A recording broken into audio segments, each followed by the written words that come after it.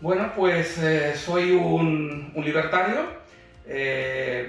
Nací en el año 68, tengo 52 años en este momento. Nací en el extranjero por motivos, bueno, cuestiones de mis padres, pero crecí en Madrid, me considero madrileño, y después pues he vivido en 5 países y me considero, sobre todo, aparte de madrileño, pues un ciudadano del mundo, aunque suene un poco pomposo, o simplemente una persona cosmopolita que se considera antes humano que de un país concreto. Yo desde que tenía como 14 o 15 años siempre me había interesado mucho la política, y creo que sobre los 14 o 15 años definí que mi visión de la política era más o menos lo que se conocía entonces como liberalismo. A partir de ahí, a los 18 años, me afilié al único partido más o menos liberal que había por entonces, que era el Centro Democrático y Social, el CDS, que lideraba el expresidente del gobierno Adolfo Suárez. Fui uno de los primeros fundadores, organizadores de las juventudes de ese partido. Participé muy activamente en las relaciones internacionales porque siempre ha sido algo que me ha apasionado y que me sigue apasionando a fecha de hoy. Y bueno, pues tuve la suerte de poder participar en los diferentes congresos de la Internacional Liberal, en el de Pisa en 1988, en el cual mi partido de entonces se convirtió en miembro, el del año siguiente en París, el del año siguiente en Finlandia, después en Suiza, y conocer pues un poco cada vez mejor el liberalismo. Años después, la Fundación Friedrich Naumann, la fundación vinculada al liberalismo alemán, me contrató como director de su revista para América Latina. Por ese motivo me trasladé a México. Ya era por entonces, pues había sido vicepresidente de la Internacional de Juventudes Liberales y después de la Internacional Liberal de Partidos Políticos durante 5 años. Y en esos años que estuve al frente de la revista Perfiles Liberales, fui descubriendo que faltaba algo, que necesitaba avanzar en las ideas en una dirección de más liberalismo aún. Y yo no sabía ponerle nombre a aquello entonces, pero en esos años descubrí el libertarismo y empecé a leer mucho más, y recuerdo que incluso un número monográfico de aquella revista lo hicimos sobre el libertarismo como evolución natural del liberalismo. Bueno, años después, ya de vuelta en España, pues junto con otras 3 personas, Roxana Nicula, Roald Schoenmakers y Luis Espinosa, pues fundamos el Partido Libertario. En el año 2009 yo llevaba poco tiempo de regreso en España, muy pocos años, después de haber estado viviendo en varios otros países. Y cuando llegué de vuelta a mi país me encontré con que, bueno, mi antiguo partido, el CDS, ya no existía. Había un pequeño partido que se llamaba Centro Democrático Liberal, CDL. Ahí fue donde conocí a Luis Espinosa, que fue uno de los fundadores después del PELIP. Y tanto él como yo y quienes estábamos allí, pues veíamos que aquello iba a ser nuevamente un partido social liberal al estilo de lo que soy, por ejemplo, Ciudadanos, y que aquello no iba a avanzar hacia posiciones de un liberalismo más radical o realmente un liberalismo libertario o libertarismo, que al final era hacia donde nos dirigíamos. Entonces, bueno, después de la frustración de unos pocos meses en esa formación política, tanto Luis Espinosa como yo mismo, Roxana Nicula y Roald Schoenmakers, pues decidimos ir a la notaría y constituir un partido que fuera realmente liberal-libertario en aquel momento, que fue el Partido de la Libertad Individual, cuyas siglas eran PELIB, y que después, con el paso de los años, pues terminó decidiendo cambiar su denominación y quedarse nada más como Partido Libertario, que es el nombre actual. En el año 2016, después de 3 mandatos como presidente del partido, más el mandato inicial provisional de la gestora que lo puso en marcha, consideré que había que dar un paso a un lado y permitir que hubiera una renovación y que otras personas entraran a las funciones principales. Tanto es así que, bueno, me presenté a la elección a miembro del Comité Ejecutivo Federal, pero nada más. Ni siquiera estuve en la comisión permanente ni en otro tipo de órganos. Y bueno, cuando se me ofreció el desarrollar alguna de las secretarías, pensé que la más adecuada para mi perfil y de una manera pues que los nuevos directivos del partido pudieran desarrollar su función y que yo tuviera una parcela como bastante específica, era la cuestión de las relaciones internacionales, que como decía anteriormente es algo que siempre me ha resultado muy interesante. Y en ese sentido, pues bueno, decir que las relaciones internacionales del partido pasan sobre todo por nuestra participación en la IAL, en la Alianza Internacional de Partidos Libertarios, que co-lideramos junto con el Partido de Estados Unidos. Lo preside el Partido de Estados Unidos, el vicepresidente es Daniel Martínez, nuestro presidente. Y bueno, recientemente también otro de los desarrollos, aparte de las relaciones bilaterales con algunos de los partidos, pues ha sido el ayudar a nuestros colegas de América Latina que actualmente pues están en proceso de constituir una estructura regional de los partidos de allí. El principal problema que tiene España ahora mismo es una pregunta muy difícil, porque serían varios en igualdad de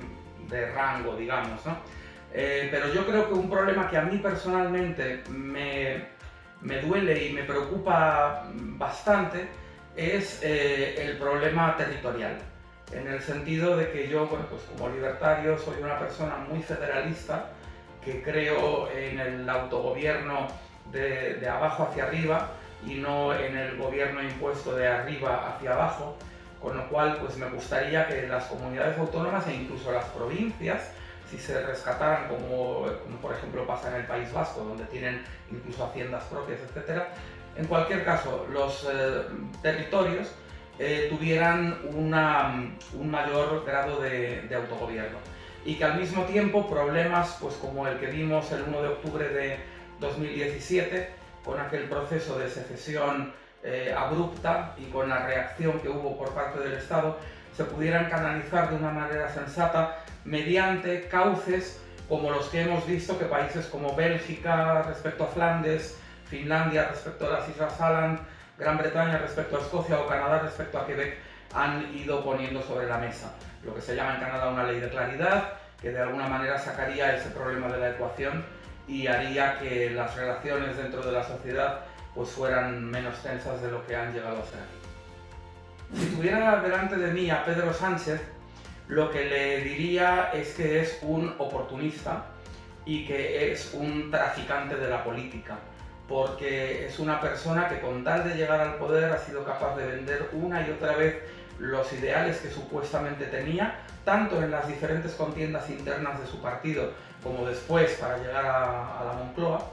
Le diría que ha puesto en riesgo a la sociedad española mediante una alianza con un partido absolutamente totalitario, impresentable, muchísimo más populista y muchísimo más dictatorial que lo que fue, por ejemplo, Syriza en Grecia, y que, bueno, pues que ha convertido a España en una cabeza de playa para el desembarco del chavismo en Europa, y eso me parece muy, muy preocupante. De estos meses de pandemia, yo lo que destacaría sobre todo es el problema de pérdida de libertades y de derechos civiles. Yo ya estaba acostumbrado desde hace mucho tiempo a desarrollar una gran parte de mi actividad desde mi propia casa, desde mi despacho de aquí en casa. Por lo tanto, no ha sido un gran cambio a nivel personal. Sin embargo, sí que estoy muy preocupado por cómo los gobiernos, y muy especialmente el nuestro, pues han aprovechado toda esta situación de epidemia para restringir de una manera brutal las libertades, los derechos civiles, incluso los derechos políticos. Tenemos que ver que en estos momentos hay muchos países del mundo, incluso países que se consideraban democráticos normales. Estoy pensando, por ejemplo, en la Hungría de Viktor Orbán, donde la restricción ha llegado hasta el punto de que las leyes no pasen por el Parlamento y las decida directamente el Poder Ejecutivo. Es decir, hasta ese nivel estamos llegando. Y bueno, pues cuando ves algunas de las medidas respecto al virus, que me parece que son totalmente inútiles desde un punto de vista médico, como son los toques de queda, como es, por ejemplo, pues el impedir que la hostelería abra, pero al mismo tiempo tener llenos los vagones del metro. Bueno, pues es que esto no tiene ningún sentido y es un coladero, además, para que los sucesivos decretos de estado de alarma, no solo en España, en muchos países, pues vayan cargados de decisiones que al final lo que hacen es destruir la libertad. Parece como si estuviéramos asistiendo a todo un conjunto de tests o de ensayos, de experimentos sociológicos, pues para ver cuál es el grado de aguante de las personas, hasta dónde puede llegar la ingeniería social y encaminarnos hacia unas perspectivas verdaderamente orwellianas que espero que no puedan llegar a cumplirse. Los libertarios, muchas veces se nos dice que tenemos problemas de marketing, problemas de comunicación social, problemas de publicidad, de gestión de las campañas electorales. Yo creo que eso no es exactamente así. El principalísimo problema que tenemos los libertarios es que no conseguimos todavía el apoyo de las empresas, de las grandes fortunas, de aquellos que podrían conseguir que dispusiéramos de los recursos para contratar a profesionales en todos esos ámbitos donde podemos tener algunas carencias. Yo lo veo en todos los países cuyos partidos libertarios conozco, siempre el debate es el mismo, es decir, el mismo debate que tenemos en España, las mismas críticas que recibimos en España son también las que les hacen a ellos en sus países. Y al final, pues como yo digo siempre, tenemos tres carencias, que son dinero, dinero y dinero. Con la resolución de esas tres carencias, realmente estaríamos en otra liga. El problema es que el mundo del dinero es un mundo muy cobarde, muy miedoso, que generalmente prefiere darle un poco a aquellos que le están reprimiendo para que no le repriman tanto, y cuando esto ya no le funciona, pues busca alternativas al capitalismo, porque al final muchas veces también son personas o empresarios que de alguna manera pues ya les va bien el que haya ciertas barreras de entrada o ciertas restricciones a la competencia.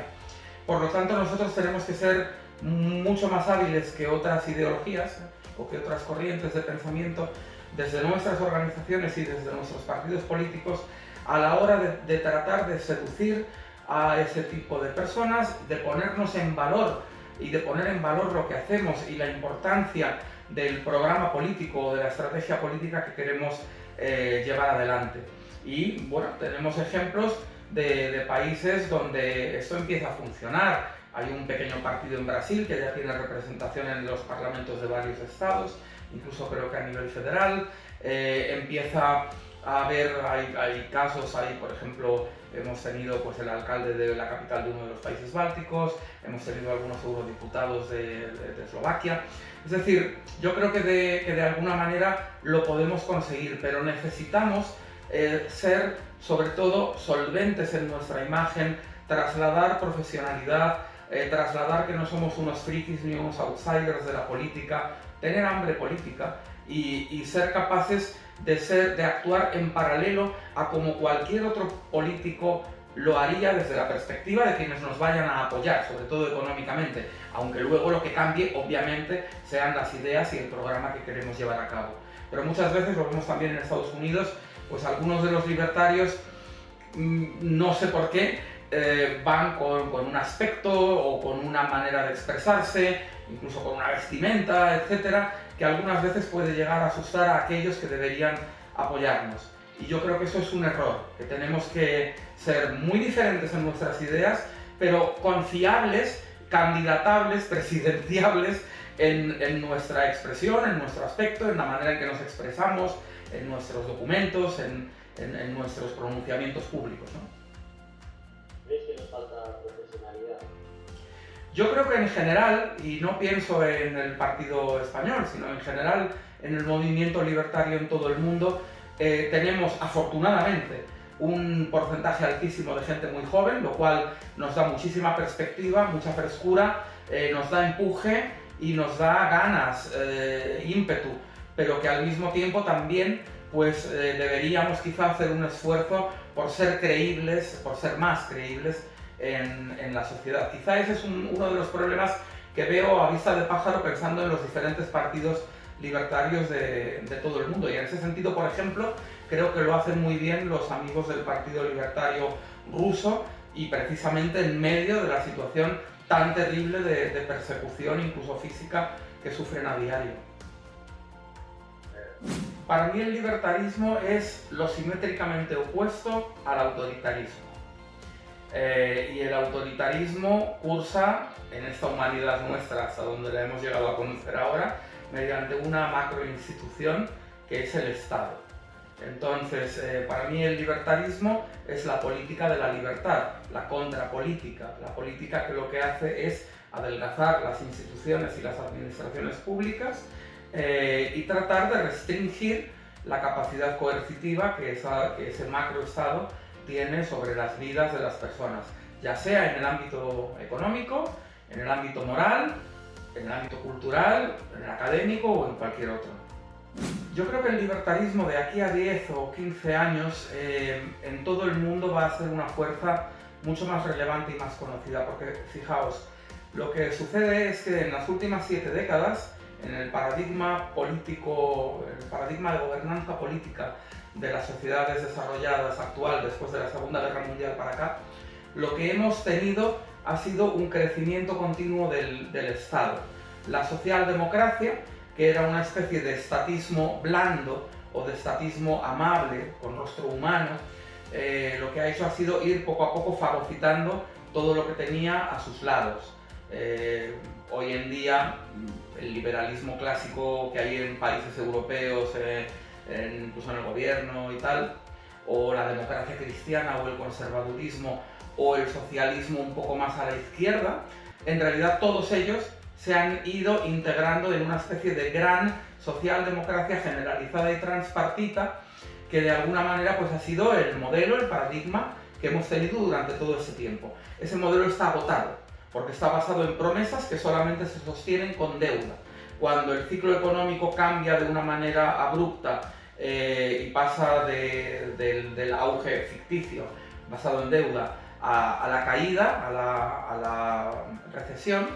el resultado es que se producen unos incumplimientos de las promesas culturales que la gente tenía en mente que iban a producirse, y eso hace que busquen más allá del ámbito de la socialdemocracia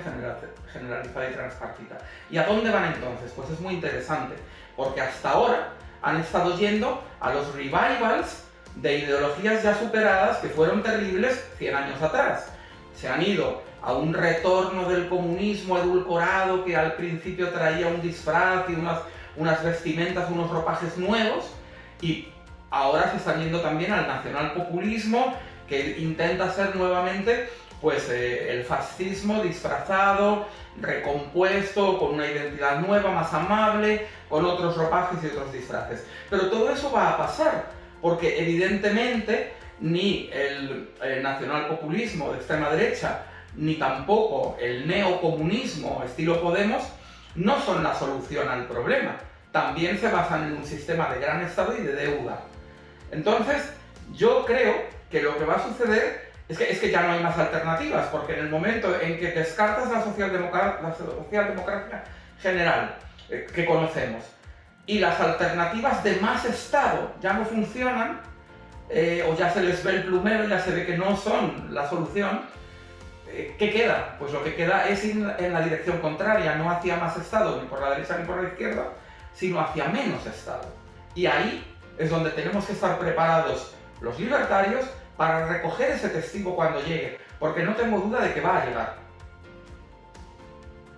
Yo creo que quizá, dada la situación que tenemos por culpa de la pandemia y sobre todo del uso de la pandemia por parte de los gobiernos y de los estados, quizá el deseo más importante para 2021 sería que recuperáramos la normalidad, que la situación médica se resuelva y que eso permita recuperar la normalidad al 100% o al 99,9%. Porque si esto se cronifica, si la situación de cierres, de toques de queda, de restricciones al movimiento, de restricciones a todo tipo de libertades, de gobernar casi por decreto en muchos países, si todo esto se cronifica,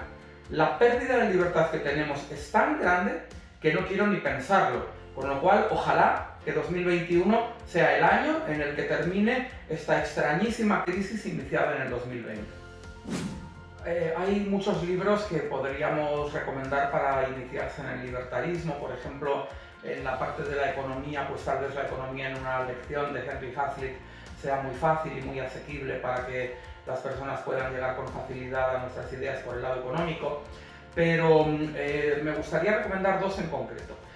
libros en concreto. Uno es Dadme Libertad, de Rose Wilder Lane, que tuve además el honor de traducir y de editar, está en Unión Editorial, y es un libro que a mí me fascinó, por eso me puse a traducirlo, que no estaba en español, porque es la historia de una mujer muy valiente, que ella es autobiográfico, ella prácticamente al principio muy de joven era comunista, pero se va a Europa, era americana, se va a Europa, se va a la Unión Soviética, pasa por la Unión Soviética, concretamente en el Cáucaso, en la zona de Georgia, y después pasa también por la Italia fascista de Mussolini y vuelve a Estados Unidos con las ideas muy claras, y es una de las grandes pioneras del libertarismo, de lo que luego será 30-40 años más tarde, en 1971, la constitución del Partido Libertario de los Estados Unidos. Y el otro libro que a mí personalmente creo que me cambió de alguna manera o me influyó muchísimo, pero no soy el único, porque conozco a infinidad de gente que también dice lo mismo, es la novela La rebelión de Atlas, de Ayn Rand, que bueno, es larguísima, son como 1000 y algo páginas, pero te cautiva desde las primeras 20 páginas, ya no lo puedes dejar, incluso es lo que llaman un page turner, vas pasando y se te van las horas muertas, y de alguna manera para muchas personas que a lo mejor son liberales clásicos intuitivos o incluso libertarios intuitivos y que tienen una visión individualista de la realidad pero que no acaban de encontrar un encaje, esa novela les va a ir haciendo clics constantes y les va a ir haciendo que sus ideas vayan encajando y vayan adquiriendo una estructuración y una coherencia muy importante. Yo creo que a todos los libertarios lo que nos impulsa para continuar luchando, para seguir trabajando por nuestras ideas, es pues la enorme injusticia que vemos a nuestro alrededor, de una libertad cada vez más cercenada, más recortada, el temor a cómo esos recortes en nuestra libertad nos pueden llegar a afectar incluso personalmente a nosotros o a los que tenemos hijos, pues a la siguiente generación. De alguna manera, los que ya hemos pasado por muchas batallas, por muchas aventuras en este mundo de la política de partidos, pues yo creo que ya somos lo que llaman bacterias gram negativas, ¿no? O sea, es decir, somos ya inmunes absolutamente a cualquier tipo de sustancia que nos quieran poner para que claudiquemos y para que cedamos en nuestro impulso. Lógicamente, la vida de cada persona le llevará a tener etapas de mayor activismo o menor, en función pues, de su trabajo, de su familia y de mil condicionantes que sin duda todos tenemos. Pero en el fondo, siempre que podamos, todos nosotros vamos a hacer todo lo posible por seguir trabajando por la libertad, de la manera que cada uno mejor sepa. Habrá quienes lo hagan pues, más en el ámbito de la universidad o más o escribiendo, o en el ámbito de los medios de comunicación, y habrá otros que creamos, y soy firme defensor de ello obviamente, que no podemos abandonar la lucha de la política de partidos, porque si lo hacemos estamos abdicando de uno de los frentes de batalla principales y se lo estamos regalando a nuestros enemigos. Por lo tanto, por más que nos pueda asquear el Estado, y desde luego que lo hace, y por más que muchas veces veamos comportamientos y situaciones en la política que verdaderamente nos dan muchísima grima, pues los libertarios que estamos en partidos políticos, en partidos libertarios, somos esos poceros que nos remangamos los pantalones y que entramos en el fango para tratar de cambiar las cosas. Y muchas veces desde las torres de marfil de la academia y de otros ámbitos se nos considera pues que estamos haciendo algo sucio y que no deberíamos mancharnos de esa manera, pero yo creo que lo que hacemos es algo absolutamente necesario. Y mira, pues cada año sumamos 3 o 4 nuevos países donde surge un partido libertario, movimientos como por ejemplo puede ser Students for Liberty y otros están cada vez más extendidos por todo el mundo y yo creo que somos los pioneros. Y bueno, la gente también que nos observa y que ve pasar los años y ve que seguimos ahí, pues bueno, nos pueden criticar más o menos o nos podrán considerar mejores o peores, pero de alguna manera creo que algo tienen claro y es que el libertarismo, por lo menos en el caso de España, ha llegado para quedarse y que tenemos recorrido y que nuestro movimiento no es flor de un día, son ya 11 años en el caso español y pues 50 en el caso de los Estados Unidos.